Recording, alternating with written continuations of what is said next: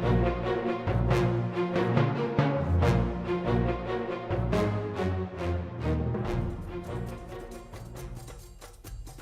I'm Jeremy Flinn, wildlife biologist and general manager with Buckscore.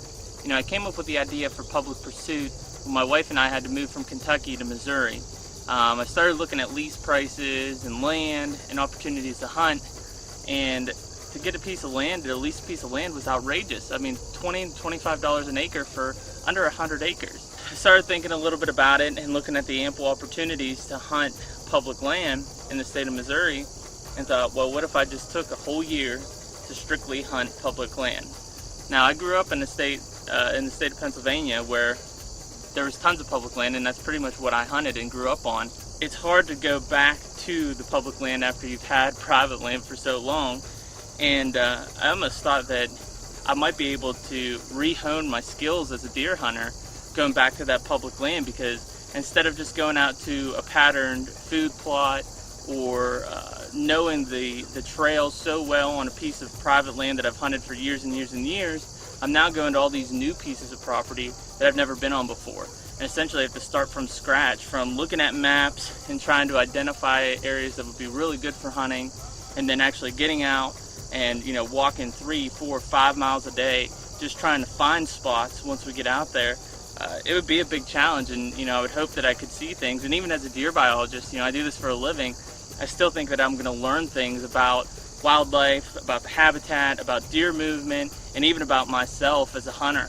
And so that's one of the reasons that I really wanted to do Public Pursuit. A lot of times state agencies get a lot of crap for not managing the properties like us hunters would want them to, whether that's the right way or the wrong way.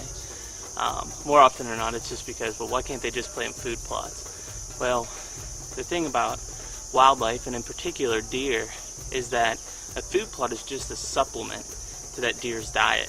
Their main lifeline is the native habitat. And so, as a state agency and a bunch of biologists, what they're going to do is manage the native habitat to its best potential. And then, if they've got funds left over, you may see them do a small food plot, something that's probably going to provide both food and cover, like a switchgrass with clover or some kind of legume underneath it. Or you may even see them resort to the cash crops where we're at today. But one of the things that they do is what we call timber stand improvements. And this is kind of one of the last lines of what a lot of agencies are doing. If they can get to the timber stand improvement stage, then usually that land is going to be very, very good for hunting and for wildlife and providing the nutrition for the wildlife. And you can see what we've got here is a cut in a tree. Typically, this is what we call a girdle.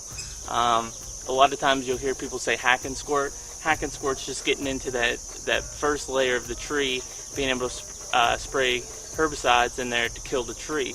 A girdle around is pretty much what it's doing is cutting off its lifeline, which is its roots. A lot of the trees in here, the non-desirable ones for wildlife, have a girdle cut on them, whereas the oaks and stuff are left go. And so now these trees aren't having their foliage on top, sucking up that sun energy, sucking up that water energy. They're basically allowing it to go to all of the oak trees and the more desirable ones. So that's something that I wanted to say, because I know the state agencies do get a lot of crap for not planting the food plots and stuff, but really what they're doing here is going to provide a lot more food for our wildlife, and in the end produce better deer hunting and bigger bucks. Most food plots, and especially the warm season plots, the state didn't have too much better luck with their soybeans. You can see out behind me that most of them are definitely 12 inches or less.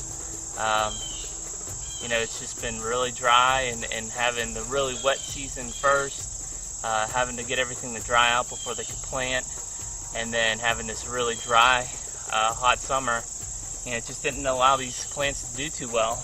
But one thing I wanted to point attention to is, if you look at the beans behind me, and then look at these beans right in front of my general area, they're a lot shorter. And typically what you see in a crop field is deer will come out and browse heavily on the beans close to the wood edge, because they always want to have close proximity to escape cover. So you're usually going to see heavy browse pressure close to the wood edge, and then as you start getting further out into the field, it may not be as evident. Alright guys, well, here's one of our first real good signs of the year on public ground. You can see we've got brand new, not but a few days old probably, rub. You may be thinking, well, obviously, he's coming through, he's going to make the rub. Well, early in the season, like right now when they're just shedding out of velvet, a buck isn't going to rub that many trees. Most of the time, a buck is going to shed his entire velvet in a small window, maybe just a few hours. So it's not like he's going to move from this place to across the field to back over there. He's usually going to stay in the same area and try to rub all of that velvet off of him. So what we have early in the season, especially when we've got these kind of crops by us, is we've got a good way to indicate that there is a buck in this area, and we're probably going to be able to pattern him because he's going to be staying on his probably summer routines for the most part.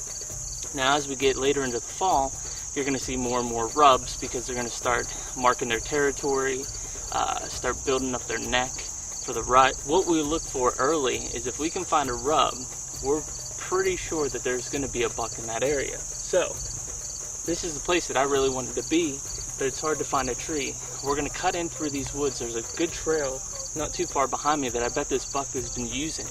Cut back in these woods, probably hang our stand and our camera right there, and it's going to be in between two bean fields. Essentially, again, hunting those pinch points. On public land, especially when you don't have a lot of time to hang stands and scout, find those pinch points, put up a camera, and identify what deer are coming through that area. If deer aren't using that, move your camera, move your stand. I mean, it's going to be an ongoing scouting process this entire season, but this is what we want to see right here, and let's get the stand and keep rolling.